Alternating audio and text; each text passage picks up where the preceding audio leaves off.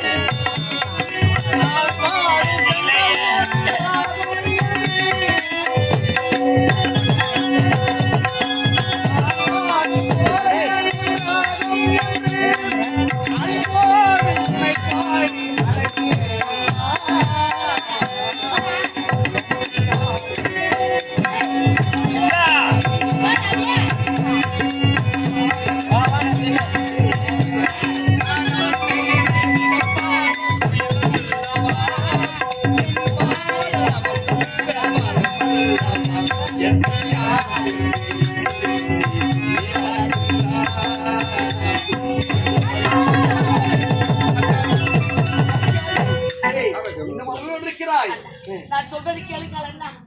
இந்த மூன்று கொலைக்கு காரணம் சேகர் மாமாவும் கிடையாது, நானும் கிடையாது. இதுக்கெல்லாம் காரணம் முரளி மாமா தான்.